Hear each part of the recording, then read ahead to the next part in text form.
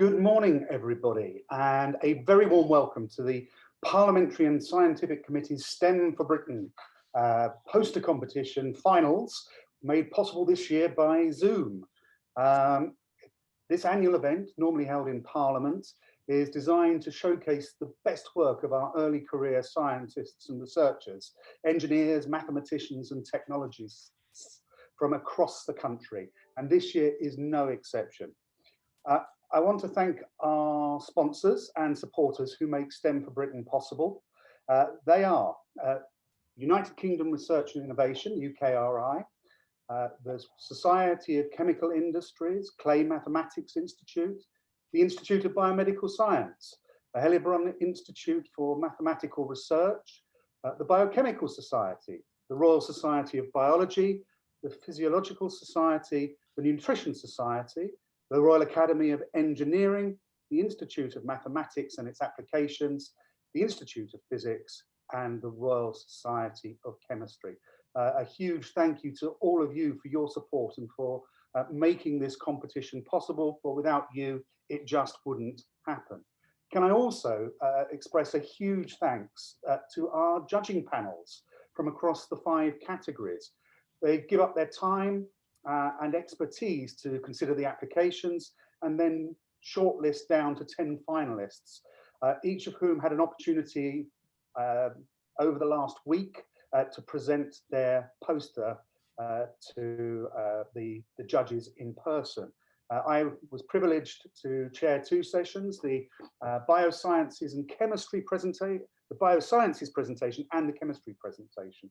And I want to thank my colleagues and fellow parliamentarians and scientific committee officers, Chi Onwara for presiding over the engineering session, thank you Chi, the Father of the House, Peter Bottomley, for chairing the maths presentation, and to Carol Moynihan, MP, for hosting the physics session.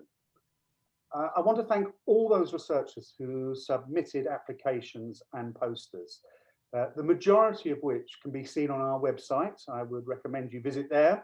And we are grateful to all those who have given us permission to showcase their work. I have to say, the quality of the work presented by our 50 finalists has been outstanding. It was a real privilege to see some of the extraordinary research that is going on across the country.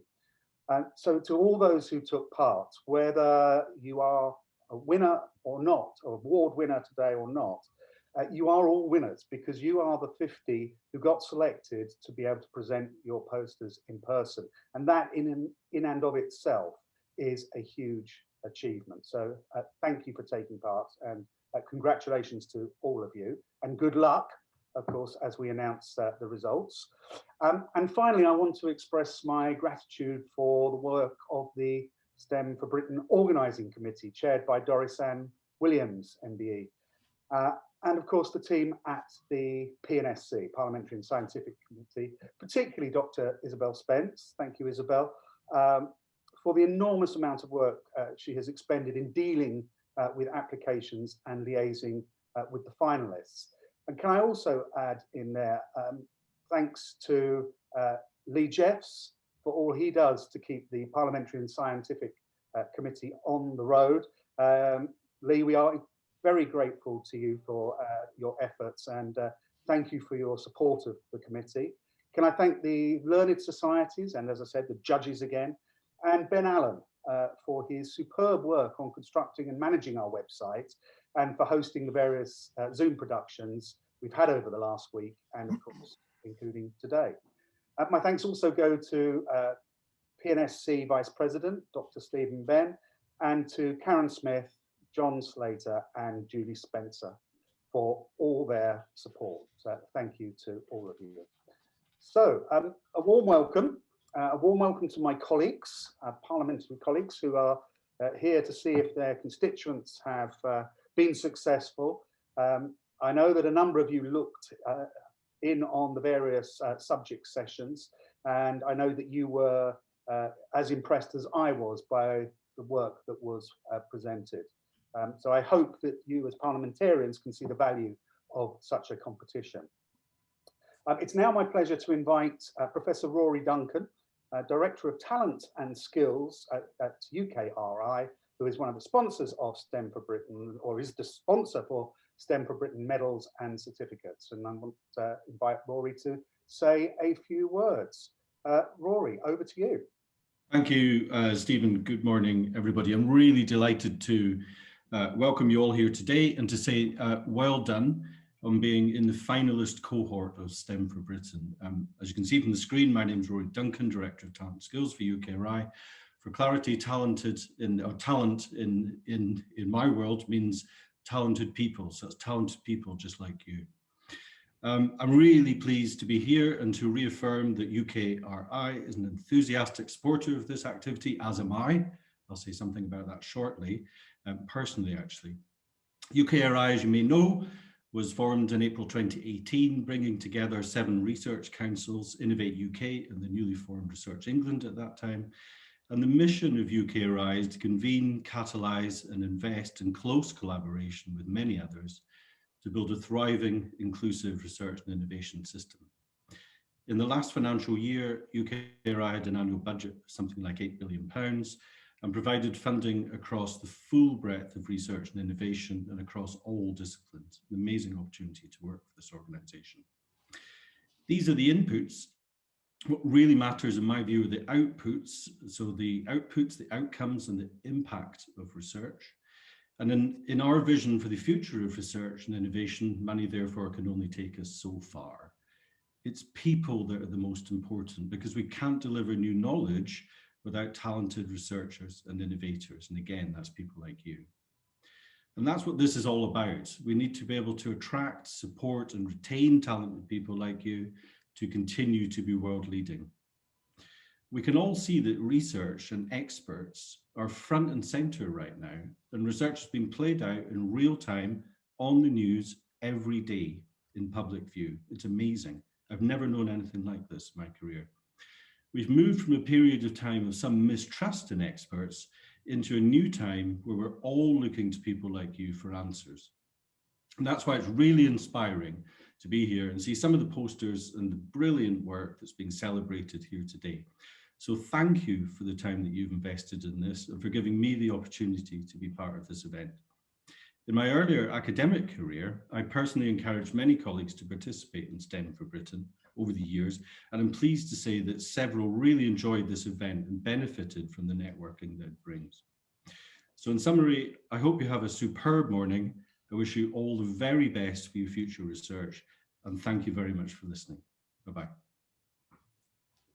Rory, thank you very much indeed for that, and also for your support of STEM for Britain. It really is much appreciated, and I'm glad that you can extol the value of the competition as you do. So thank you for that.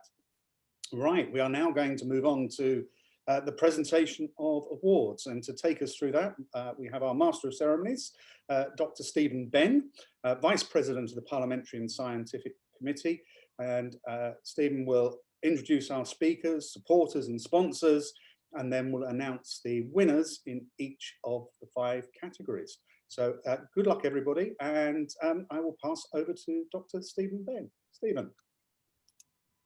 Morning. Thank you very much, Stephen. Welcome to everybody. And yes, welcome to the awards section of STEM for Britain. Can I also begin by welcoming everybody to International Women's Day today, and to say that one of our previous Gold Award winners, Dr. Tai Wen Weng, is watching us from Vietnam, along with her sister Mai An, who is a young person who we hope will be inspired by this to go into science.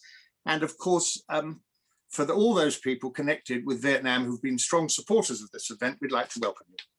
Now, for the next 35 to 40 minutes, we're going to divide it into 5 segments in the following order: biological and biomedical sciences, engineering, mathematical sciences, physics and chemistry. And this mirrors the 5 sessions that we had last week. This will be followed by the final section dealing with the award of the Westminster Medal, for which I will hand back to Stephen Metcalfe. Now, in addition to the announcement of all the prizes, we will also have the opportunity to listen to remarks by senior representatives of the learned societies and sponsoring organisations without whose support, as Stephen said, we could not possibly organise or indeed fund such an event. And I will just mention that after each set of award announcements, a slide of the winning poster will be displayed on the screen.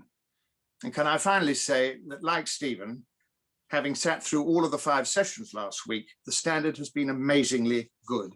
And we've been very pleased to be joined by some members of Parliament, one of whom incidentally stayed the entire session because it was of such interest. Now, we're now moving on to the biological and biomedical science section. And I'm going to begin by asking representatives of the sponsoring organisations and societies to say a few words. And it is my great pleasure to begin by introducing Dr. Mark Downes, who's the Chief Executive of the Royal Society of Biology, to say a few words. So good morning, Mark. Thank you very much, Stephen, and good morning to everybody.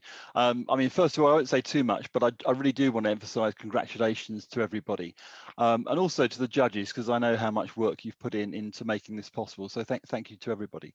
The Royal Society of Biology is a membership organisation, and we have about 18,000 individual members, and we have around 100 organisations, many of whom are the sub-disciplines of biosciences, independent charities themselves, many of whom you're hearing from shortly. And the work we cover is everything from the molecular end to whole organisms, animal plants, up to the sort of ecology, big spectrum end of things.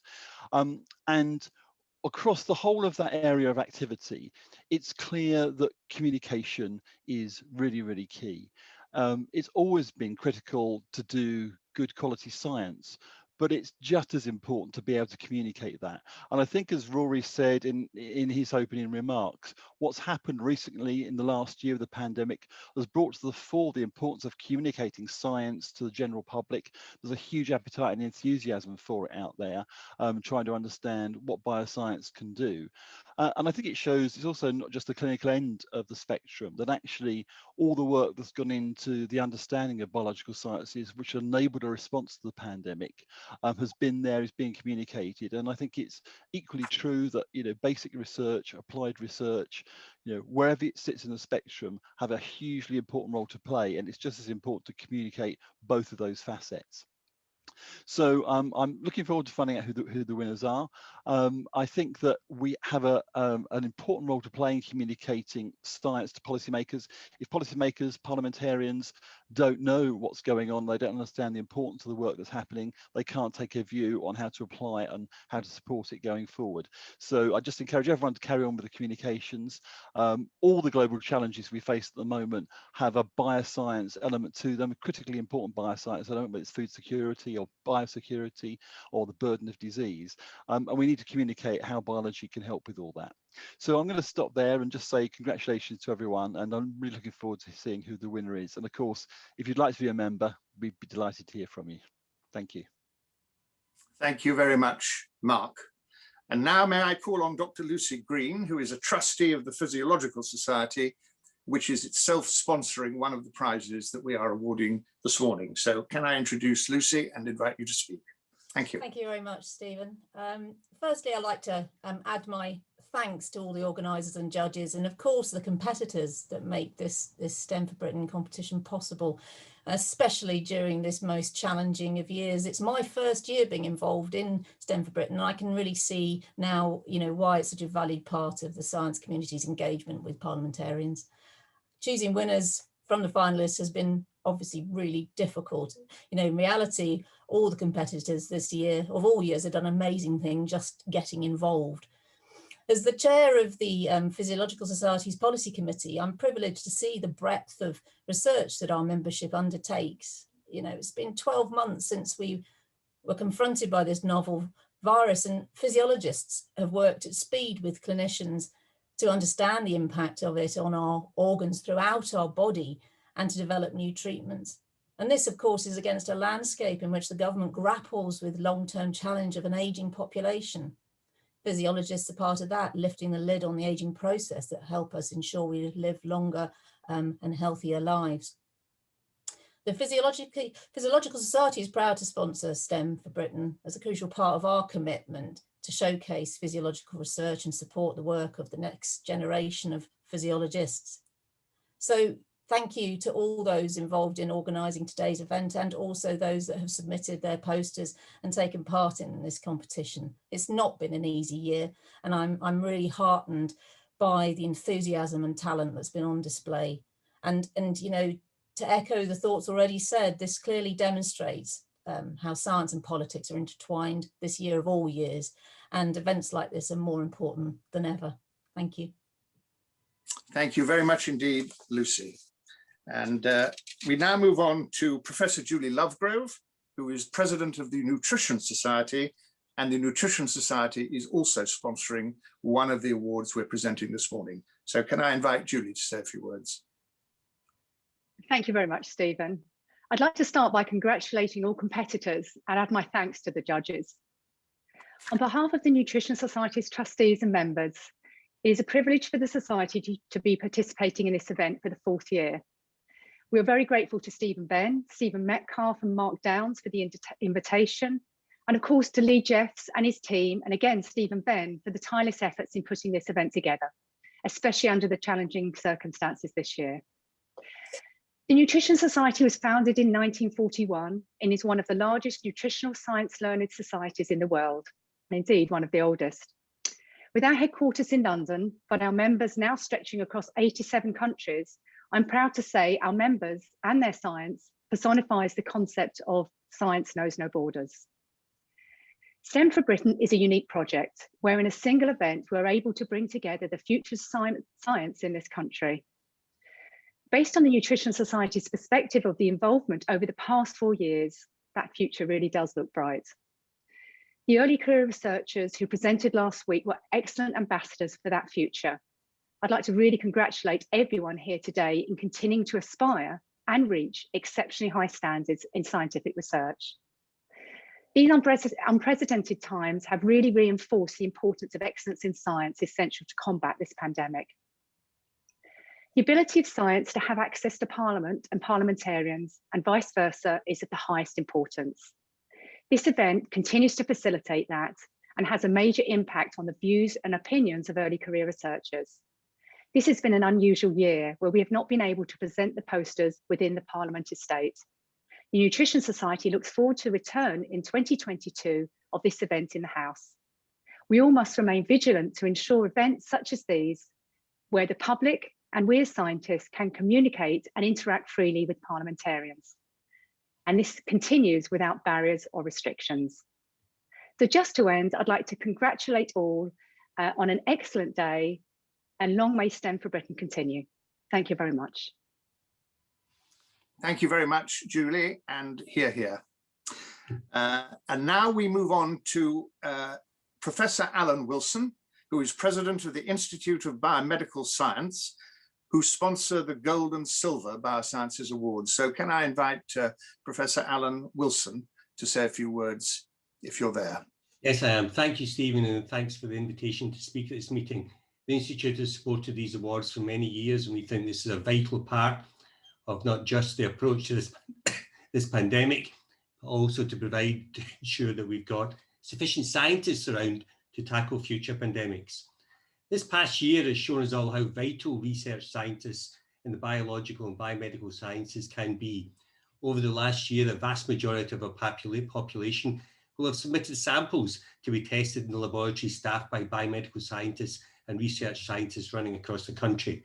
And in a few months' time, we can all expect to be vaccinated and returning to something approaching a normal life. Achievements like this do not come about unless we nurture our early career scientists and help them become all they can be. That is why the Institute of Biomedical Science sponsors this award. As the professional body for biomedical scientists and laboratory workers, we've had a very busy and challenging year, and our members even more so. The expertise, hard work, and commitment of our biomedical scientists was suddenly centre stage in this pandemic, when we are used to being hiding behind laboratory walls and barely seen. The IBMS became a constant source of information for journalists investigating COVID-19 testing. Our statements were used to pose questions at government daily briefings, and myself and other members have been interviewed on national and international television, press and the radio. It is certain now that the lid has been lifted off laboratories, and we must not return to that black box that we some exist and somehow crave.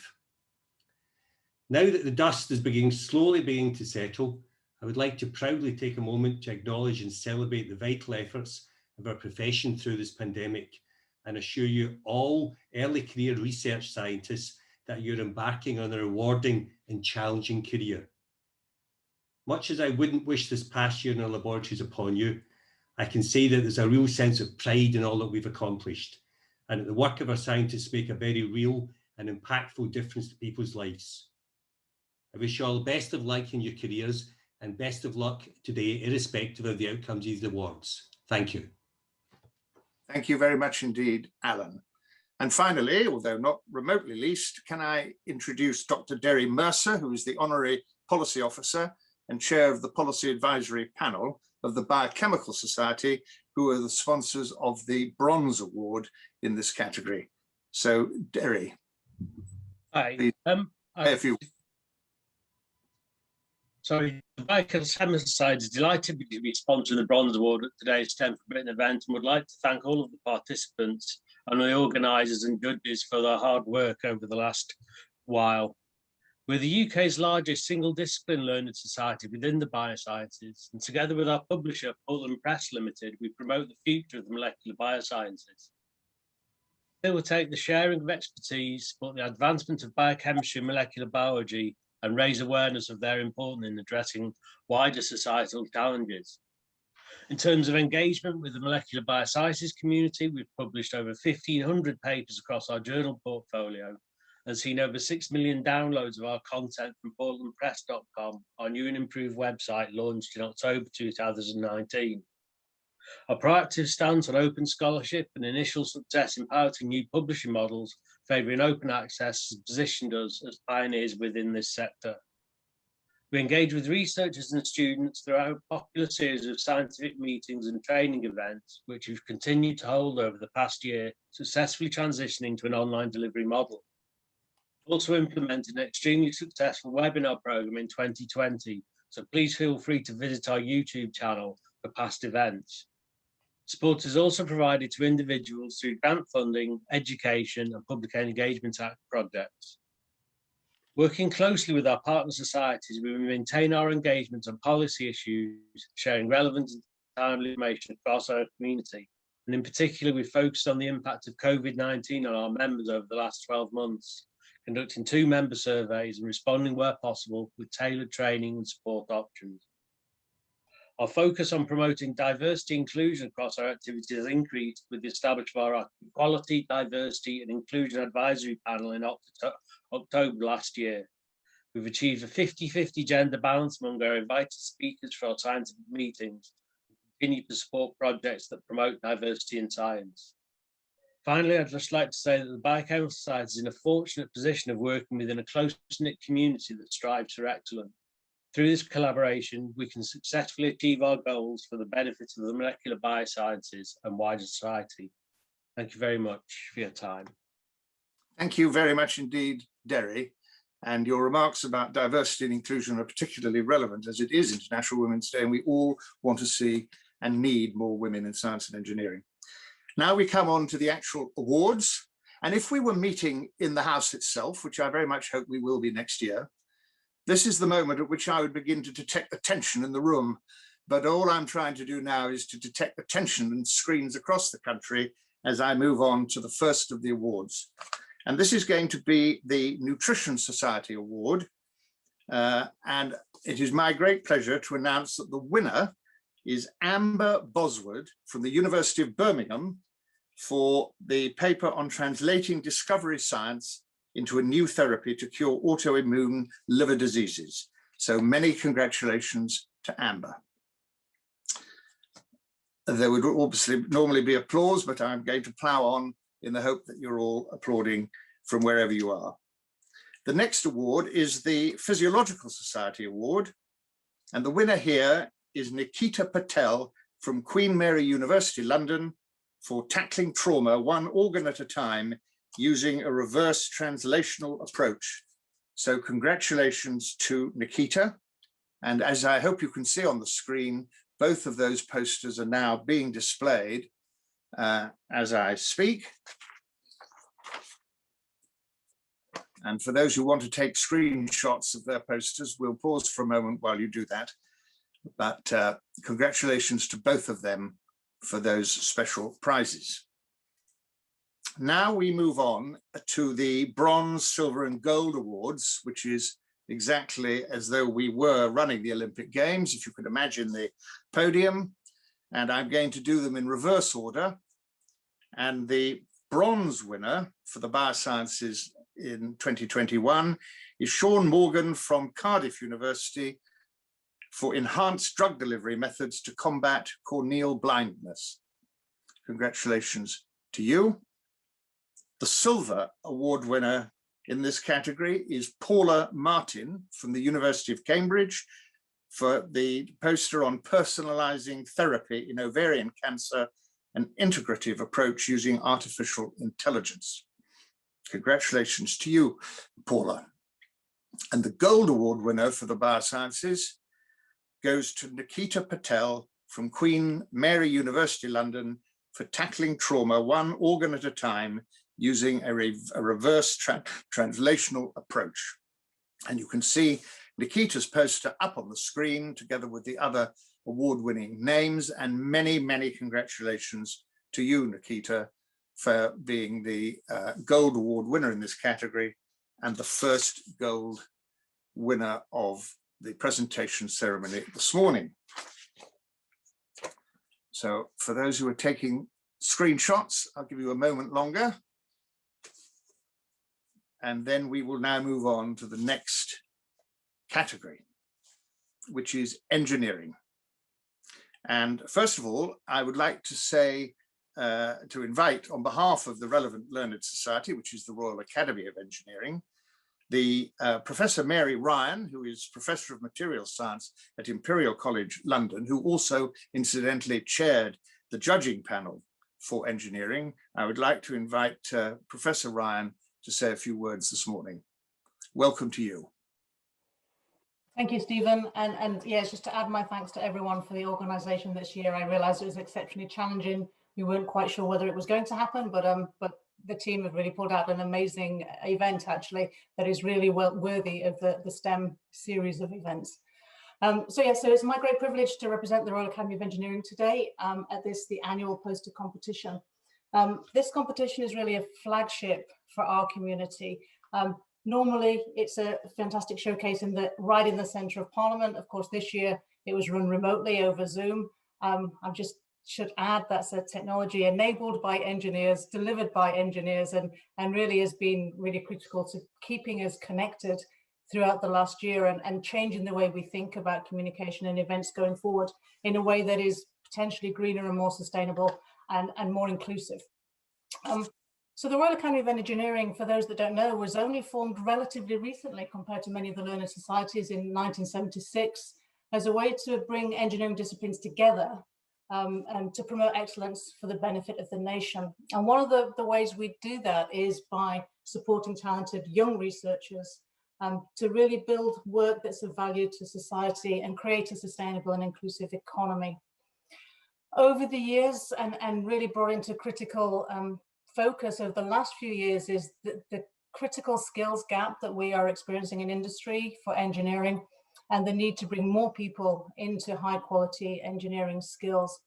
As part of our drive to try and inspire the next generation, we've played a central role in the This Is Engineering campaign.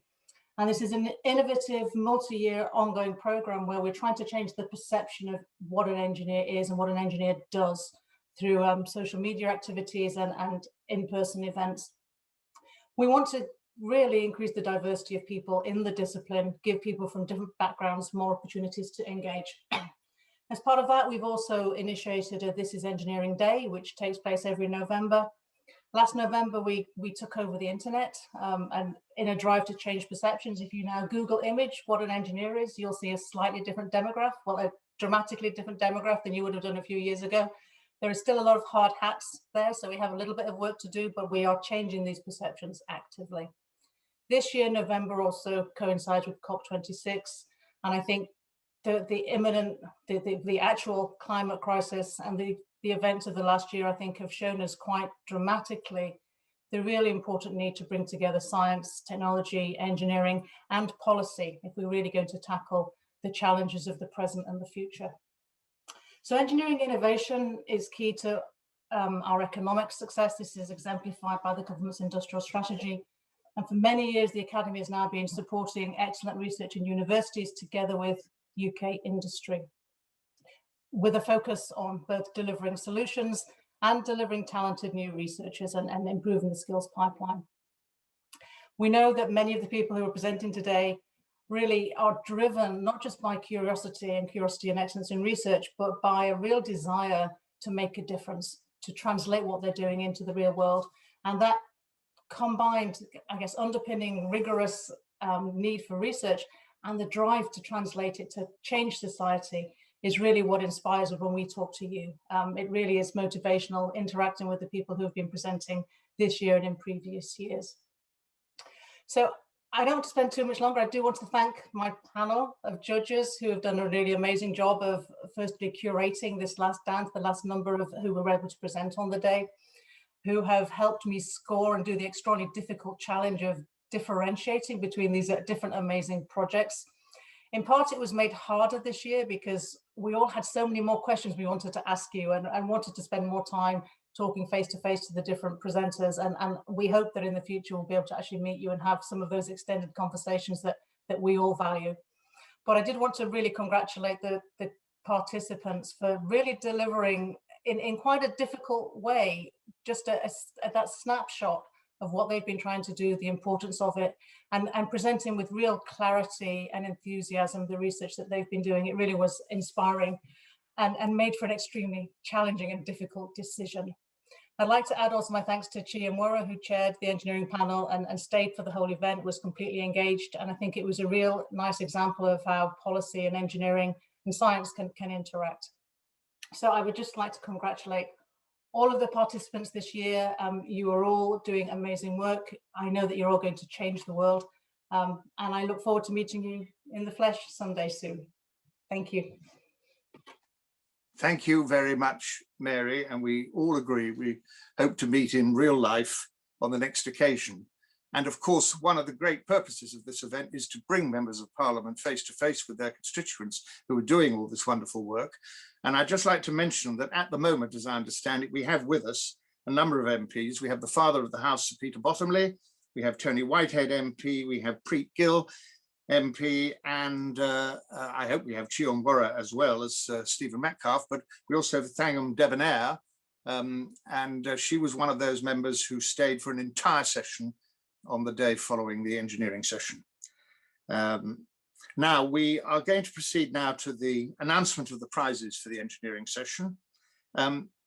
Mention has been made about how difficult it is for the judges, and we're about to have an example of it, because the engineering judges in their wisdom felt unable to distinguish between two people for the bronze medal, and therefore it's being awarded jointly this year, I think for the first time, to two people. So the bronze award for engineering goes jointly to Andrew Cray from the University of Oxford for the development of digital biomarkers for neurodegenerative diseases through smartphone and smartwatch-based remote patient monitoring, and shared with Joseph van Battenberg-Sherwood from Imperial College for JAMVent, a robust ventilation approach for COVID-19 and beyond. So with apologies if I've mispronounced anybody's name, congratulations to both Andrew and Joseph for their success in getting the bronze medal. Now we move on to the silver medal for engineering, and the silver medal winner is Marlene Simoes from the University of Cambridge for the poster entitled Additively Manufactured Smart Cellular Materials for Space Applications. So many congratulations to Marlene.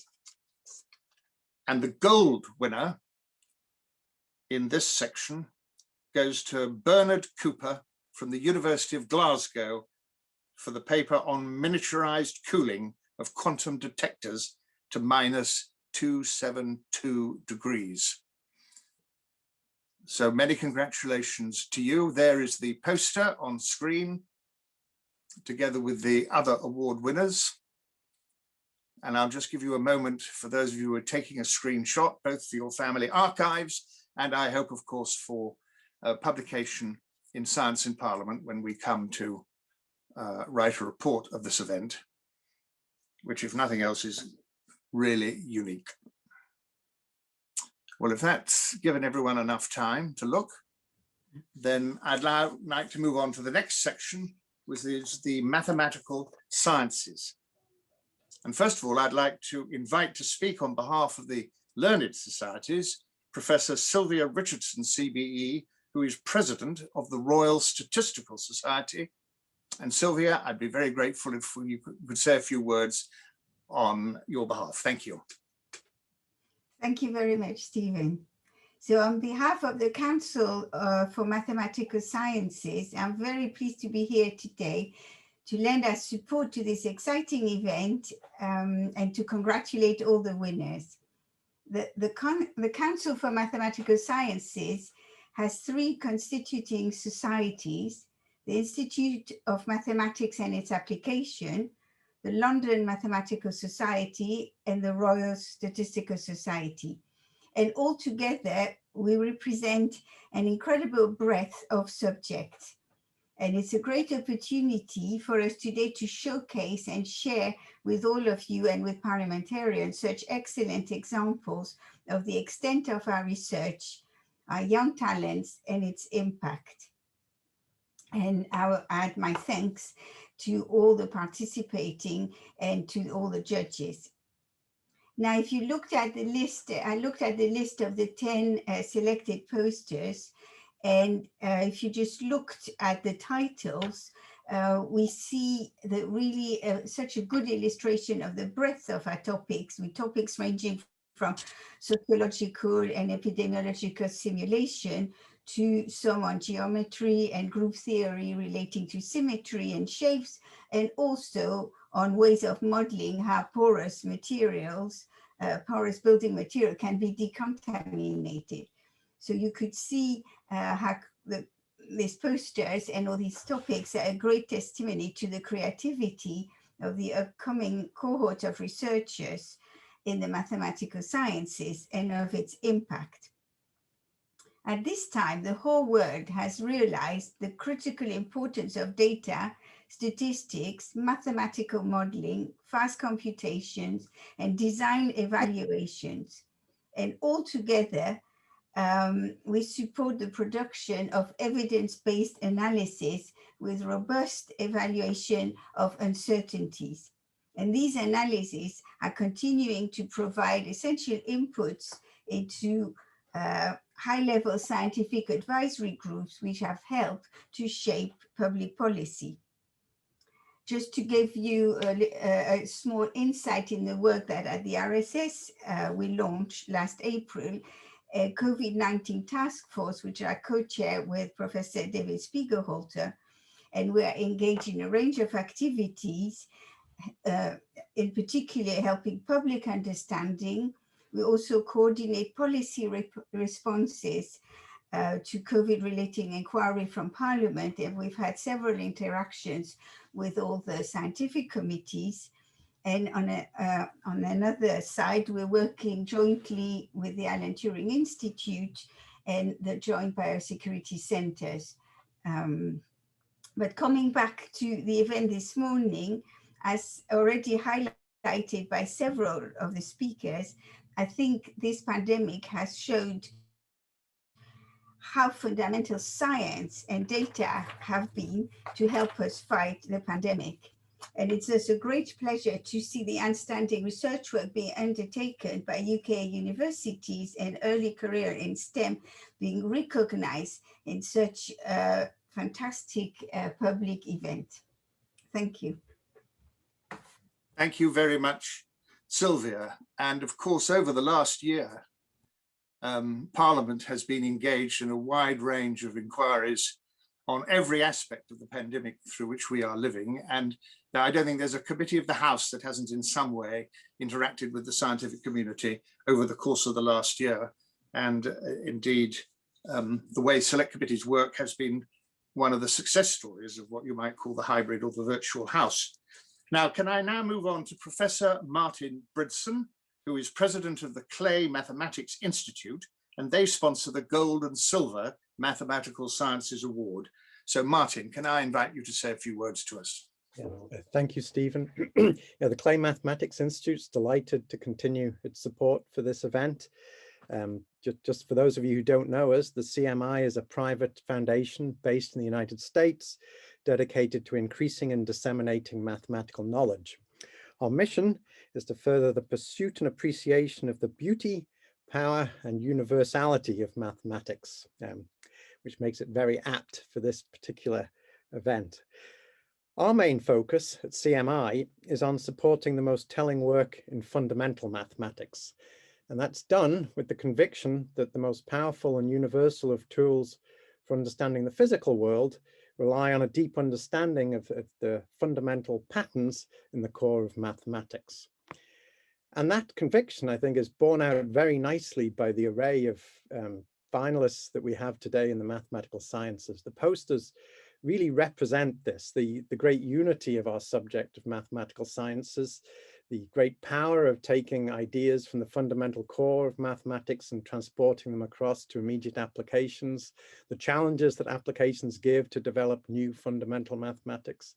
And that really is well represented. We have theoretical breakthroughs that will grace the annals of mathematics through to immediate applications, impressively in the medical sciences, and most topically, of course, in epidemiology. And I think we all appreciate that the mathematical sciences have never been more prominent in the public imagination, as we just see the importance of mathematical models for the dictation of how we run our society today.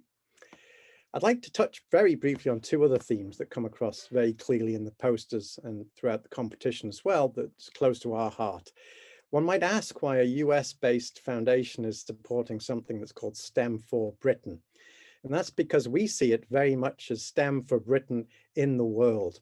And I think that one can ideas don't have passports. Ideas are for the whole of humanity. It's just a question of where they're nurtured and brought to fruition. And I think one sees in the population of people presenting today just how people from across the world come to Britain, find a nurturing atmosphere, an environment in which they can develop their ideas in mathematics and science, ultimately for the benefit of mankind. And that's an ethos that we at CMI very much endorse and want to encourage. And finally, on the question of youth, this is for early career researchers, but it would be a mistake to think that we're encouraging early career researchers with the idea they might one day do something important. One sees already in these projects being presented that people, bright young people, early career researchers, can already make very telling differences to the mathematical sciences and sciences more generally. These aren't just people with potential, these are people realizing their potential today. And we see many concrete instances of that in the work being presented. And it gives great hope for the future as we all live in this pandemic gloom. Here are many concrete instances of the great reasons for hope, and this great population of young people doing wonderful things here in Britain today. And so I want to thank them for the hope that generates, just as the very high quality of the work on offer. And just say, long may it continue. And CMI is delighted to be associated with this event. So thank you all. I'll hand back to Paul. Thank you, Martin. And your points about the importance of mathematics are well made, because originally mathematics wasn't included in this competition, and it is now immeasurably better for it being included. And we are all very, very pleased. Now, can I turn last to Professor Geoffrey Grimmett, who is the chair of the Heilbronn Institute of Mathematical Sciences, who sponsor the Bronze Mathematics Award. So Geoffrey, if you're there, please say a few words to us. Thank you. Thank you, Stephen. STEM 21 is a great event. First of all, it brings Parliament to science, but equally important, I think it brings science into Parliament. I've greatly enjoyed the presentations of Sylvia and Martin. Thank you very much, both of you. And I'll be brief. I represent the Heilbronn Institute for Mathematical Research. We're a research collaboration between academia and government based in Bristol, and we're proud to support UK mathematics and to help to protect a more secure society. Our main currency is brilliant young people. We're named after Hans Heilbronn, who was a German immigrant into Britain many years ago and continued to do brilliant number theory before moving to Canada. So my hearty congratulations to all our scientists today, and especially to the mathematicians present. As others have remarked, these are bad days for the human race, but in bad days, of course, extraordinary things happen. These bad days are in fact very good for mathematics, if not invariably so good for mathematicians as individuals. Theory, modeling, analysis, objective prediction untainted by personal opinion, these have been just what was needed over these last months, and this is what mathematicians do for a living. And that's just what we have in today's maths projects, with this enormous spread from core aspects of pure mathematics in studies of symmetry and the like, across uncertainty and optimization, with applications to society, medicine, material science, and further afield. I'm reminded of the Prime Minister, who, in what I consider to be rather a beautiful quote, in a recent speech on vaccination policy said, "It is just pure mathematics." Now, in mathematics, we grapple with the concept of impact. This seems ridiculous in the context of today's posters, but nevertheless, it's very much on our minds. Impact, of course, in mathematics can be immediate, and we see a number of posters today with absolutely immediate impact, but it can also be very much in the longer term. And I echo Martin Brightson's remarks about investment in pure science. It can take years for these investments really to bear fruit, but when they do bear fruit, their effect is often longer lasting and more impactful for that. Ultimately, of course, maths stands for, these are grand words, ultimately maths stands for many of us for truth and beauty. Of course, it's been remarked that today is International Women's Day. The gender balance in mathematics in the past has been one way. The gender balance today is very reassuring. But I do note that I'm more troubled by the geographical balance, and perhaps we can think about ways to rebalance that in future years. Now, I have no idea who's going to receive today's awards, and I'm not going to tell you where my money is. You're all extremely meritorious, and I wish you the very best of luck now and in the future. Thank you, Stephen. Thank you very much, Geoffrey. And I must say, when you referred a moment ago to the definition of maths as truth and beauty, reminded me of a very famous poem by Emily Dickinson, who used both of those terms in a poem. Now we move on to the actual awards, and the first, which is the Bronze Award, which is indeed sponsored by the Heilbronn Institute.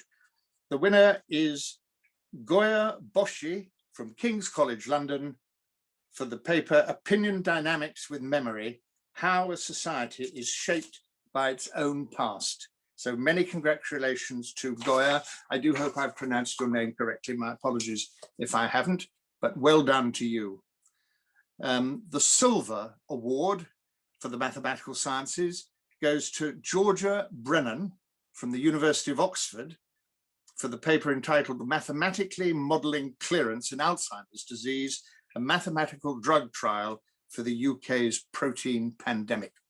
So many congratulations to you, Georgia, for that award of the Silver Award.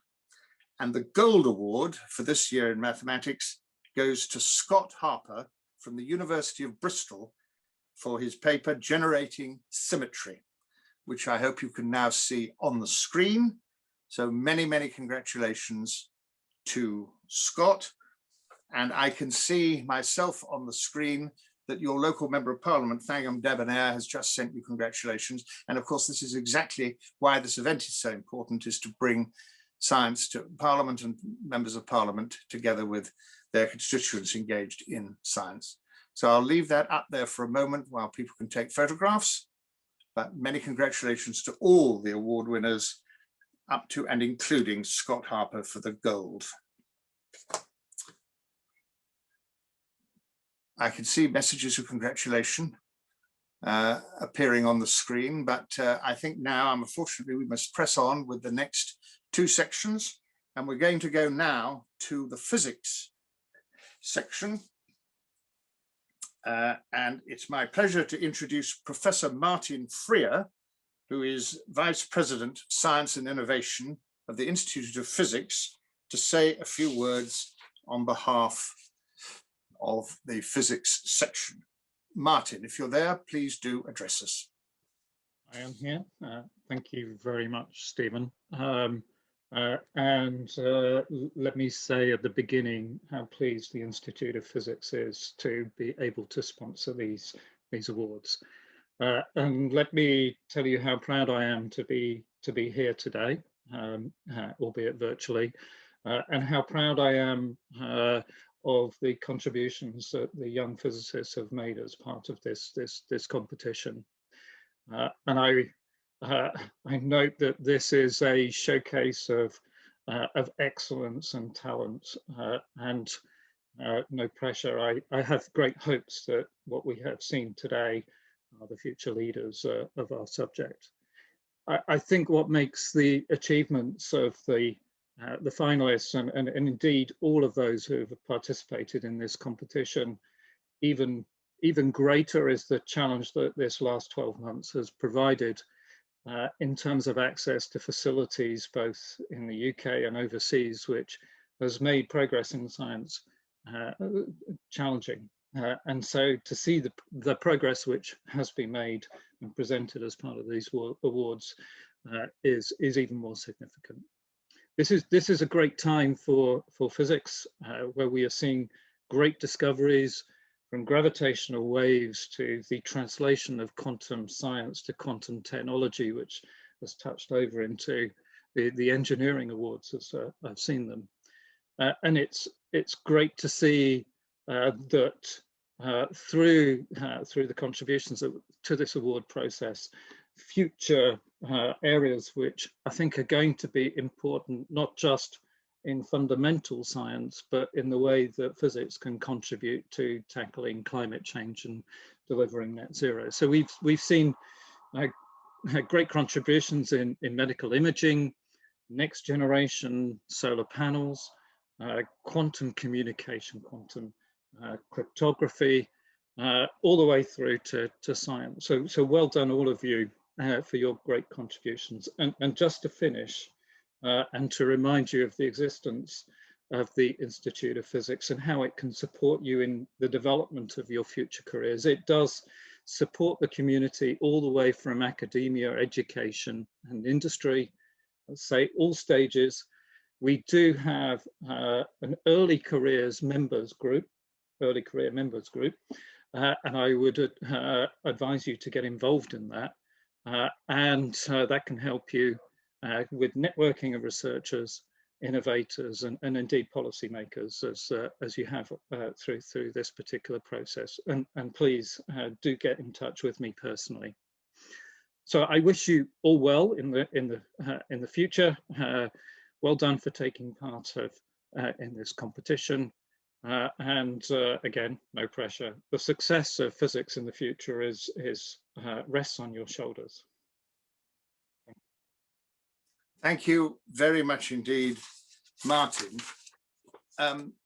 This is not a recruitment exercise, but can I just say a word to all the researchers and finalists out there watching on the screen, that this event has been made possible by the scientific societies of which you are eligible to become members. And I do very much hope that you will consider doing that, whichever society is most appropriate for you. Now we come on to the physics prizes, and here again, the judging panel have illustrated just how difficult it has been to judge this year's competition, because we have been asked to make a special mention before we come on to the actual gold, silver and bronze prizes. A special mention, an honourable mention, be made for Maria Villaris from the University of Oxford for her impressive poster contribution, which was entitled "Purifying the Demon, Does Quantum Erasure Cost More Than You Remember?" So well done to you, Maria. And obviously the judges found it very, very difficult, but wanted to make a special mention of your contribution. Now, the winners in the physics prize, the bronze award, goes to Heidi Thiemann of the Open University for Super WASP variable stars, classifying stars using citizen science. So many congratulations to Heidi. The silver award in physics goes to Vicky Fawcett from Durham University for the paper entitled Red Quasars, the Missing Link in Galaxy Evolution, ? And many congratulations to you, Vicky. And the gold award for physics in 2021 goes to Ben Fernando from the University of Oxford for his poster on seismology at the extremes, from the oceans to Mars. Congratulations to Ben, and you can see Ben's poster on the screen at the moment, together with the other two winners. Mars are much in the news and will be for as long as Perseverance can roam the surface. But many congratulations to you, and I'm going to allow a little bit of time for photographs of the screen to be taken.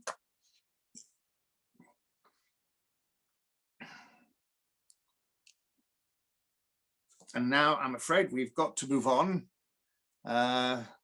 to the next and final section of this awards, which is the award for chemistry. It's our final subject category before we go to the Westminster Medal. And it's my great pleasure to introduce Professor Jill Reid, who is President-elect of the Royal Society of Chemistry, to say a few words on behalf of the supporting learned society, the RSC. So Jill, if you're there, we invite you to address us. Thank you. Thank you very much indeed, Stephen.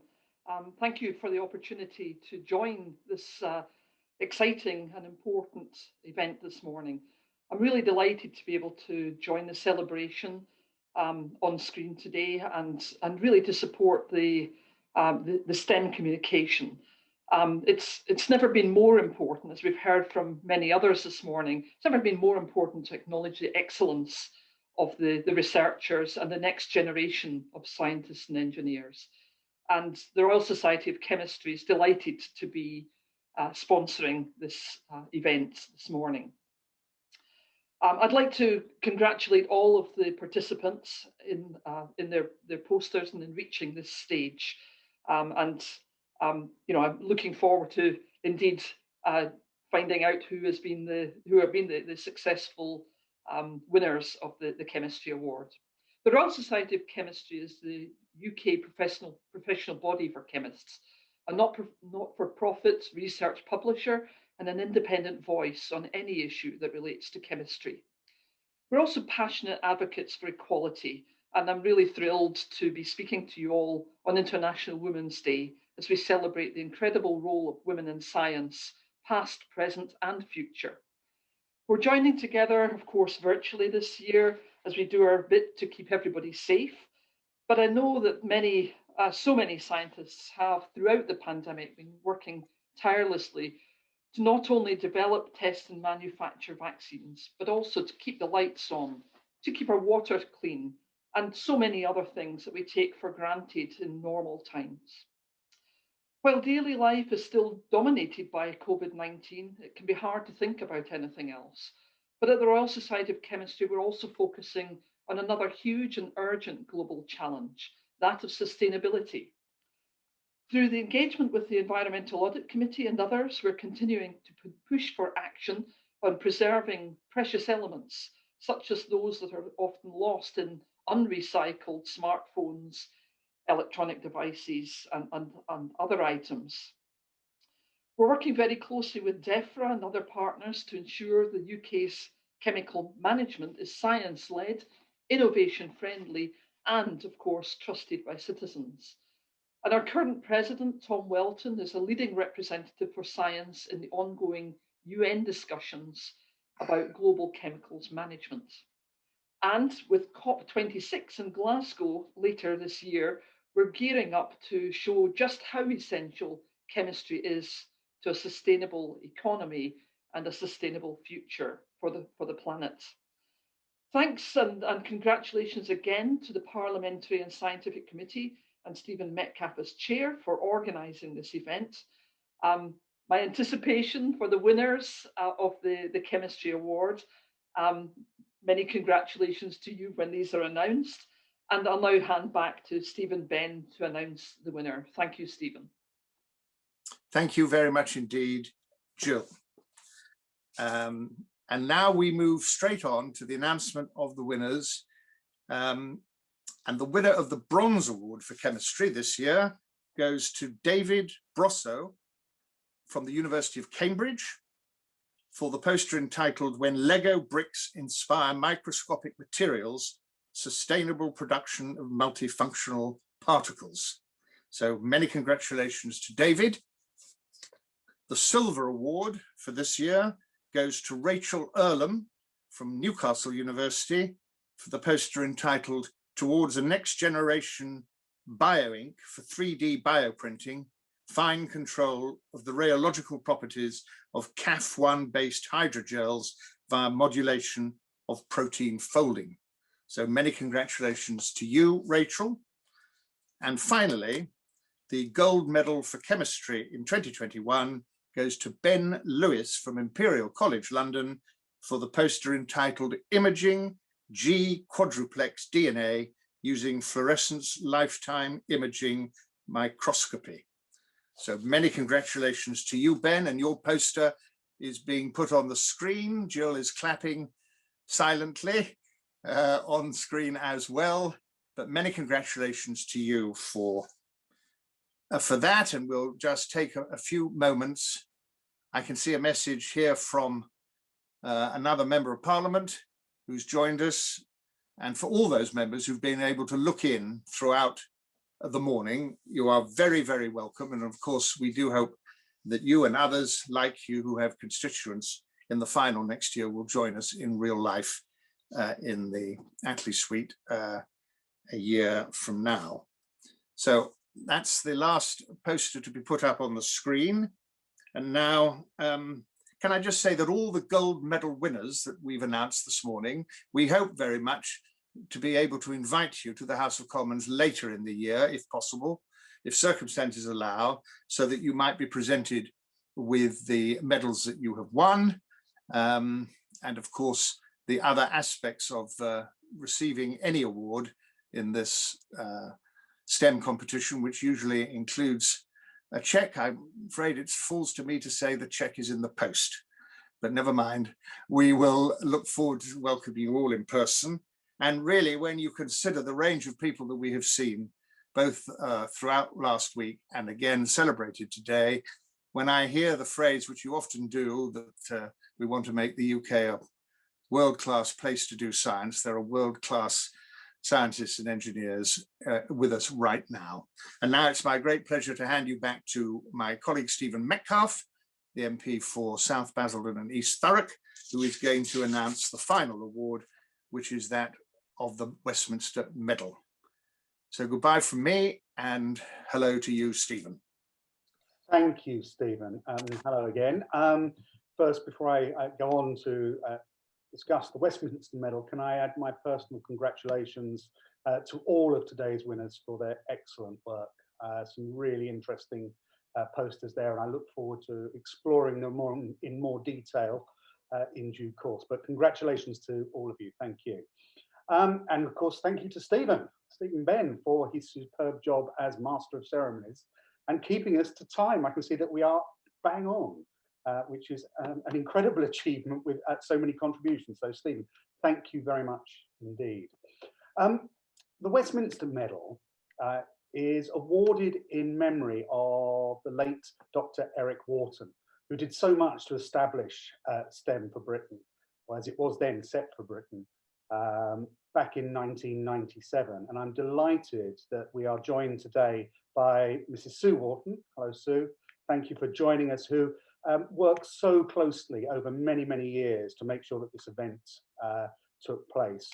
I hope you have appreciated the virtual version of STEM for Britain, which has taken place. And I think it is important that we we keep this very much going, and it would have been an absolute tragedy had we not been able to find the right vehicle this year to be able to continue. So I am very pleased that we have had it, and I'm very pleased you were able to join us. Sue was one of the judges for the Westminster Medal, along with Stephen Benn, Lucinda Greene, and myself. Lucinda's going to talk to us in a minute, and she's here from the Society of Chemical Industries, who are the very valued sponsor of the Westminster Medal. It was a tough job. We met this morning at 9:30 to examine the 5 gold medal winners. And I think it's always a challenge judging science from different disciplines when it comes to awarding the Westminster Medal. And there were some, really good contributions, and we did struggle. So I want to thank the 5 gold medal winners. I want to thank Nikita Patel, Bernard Cooper, Scott Harper, Ben Fernando, and Ben Lewis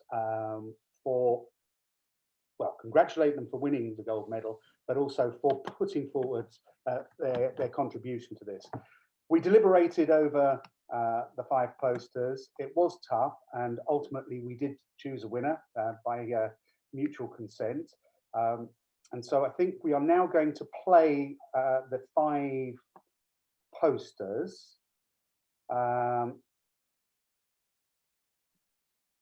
Yep, we're going to have a look at those. Then I'm going to invite Lucinda to speak to us for a minute or two, and then I will announce who the winner of the Westminster Medal 2021 is.